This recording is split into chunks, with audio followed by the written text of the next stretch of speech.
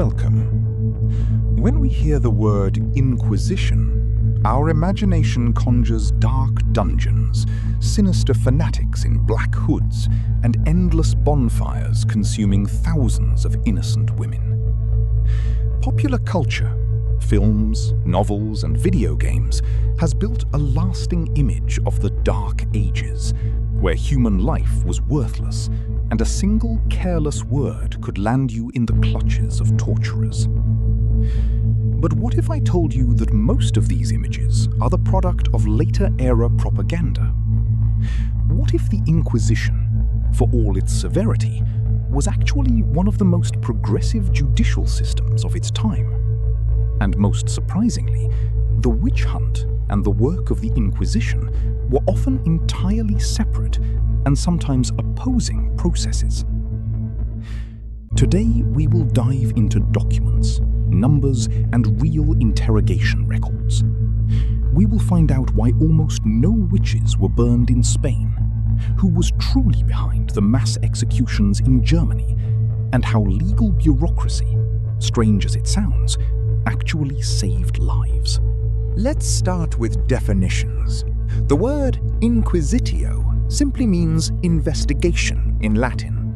Before inquisitorial courts appeared in Europe, the so-called accusatorial law was in effect. If someone accused a neighbor of theft or witchcraft, they had to prove the guilt themselves. If they failed, the accuser could face punishment instead.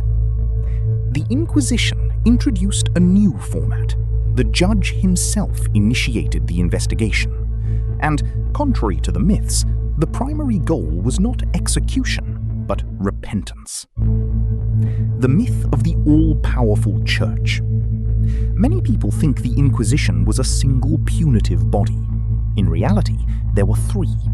The medieval Inquisition, mainly targeting Cathar heretics. The Spanish Inquisition, answerable to the kings, not the Pope. The Roman Inquisition, established later to combat Protestantism. A legal revolution. Inquisitorial courts were the first to maintain detailed records of proceedings. The defendant had the right to a lawyer and, notably, the right to submit a list of personal enemies. If a prosecution witness appeared on that list, their testimony was annulled. This was an attempt to curb the endless cycle of neighbors denouncing one another. Here we arrive at the greatest misconception. Most people assume the witch hunts belong to the Middle Ages. They do not. The peak of executions fell during the Renaissance and the early modern period, the 16th and 17th centuries. While Copernicus was studying the stars and Descartes was writing philosophical treatises, the fires burned at their brightest. Where were the most executions? If you're thinking of Spain or Italy, you would be wrong. In those countries where the Inquisition was strongest, executions for witchcraft were extremely rare. Spanish inquisitors, for instance, often declared, "Witches do not exist. They are simply mentally ill people or victims of delusion." The true horrors unfolded in the Holy Roman Empire, modern-day Germany, Switzerland, and Scotland. Why? Because there the courts were secular and local. The mechanics of panic. Imagine a failed harvest, livestock dying, an epidemic spreading. An enraged mob of peasants demands someone to blame. A local judge, just as superstitious as they are, or simply afraid of a riot, is happy to point at a lonely widow. In these courts, there were no records, no lawyers, and torture was used without restraint. It was secular authorities and fanatical Protestant communities, not Catholic inquisitors, who were responsible for 80% of all witch hunt victims. No discussion of this era is complete without mentioning the Malleus Maleficarum, the Hammer of Witches, written by Heinrich Kramer. In the popular imagination, this is the Inquisition's handbook. The reality is quite different. When Kramer presented his book to fellow theologians at the University of Cologne, they officially condemned it as unethical and legally illiterate. The Inquisition prohibited the use of the Malleus as a guidebook. Yet, thanks to the printing press, the book became a bestseller among ordinary citizens and secular judges. It was history's first piece of yellow journalism, and it sparked mass hysteria. On torture.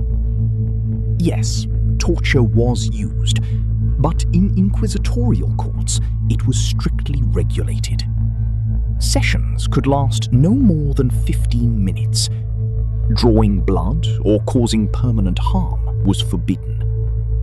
A confession made under torture was not considered valid evidence. The accused had to confirm it voluntarily the following day. Compare this to the secular courts of the time, where a person could be tortured for hours until they were barely recognizable. Who benefited? Witch hunts were frequently used as tools for redistributing property. The assets of the condemned were often confiscated in favor of judges and accusers. It was also a means of control. During the era of the religious wars and the Reformation, both Catholics and Protestants needed to prove they were the true believers and the most effective fighters against the devil. The witch became the perfect internal enemy, a scapegoat onto whom any governmental failure could be blamed. The statistics of reality. Historians of the medieval period, such as Gustav Henningsen, have calculated that across all the centuries of the Spanish Inquisition's activity, approximately 3,000 to 5,000 people were executed. By comparison, during the Würzburg witch trials in Germany alone, hundreds of people were burned over just a few years, including children. Across Europe, the total death toll ranged from 40,000 to 60,000, a horrifying number, but nowhere near the millions written about by Enlightenment-era thinkers. The witch hunts did not end because people suddenly became kinder. They ended when the judicial system became more centralized. Once higher courts began demanding rigorous evidence and banned the use of torture, sorcery vanished from legal practice almost overnight. As soon as false accusers themselves began to face punishment, the number of witches dropped to nothing.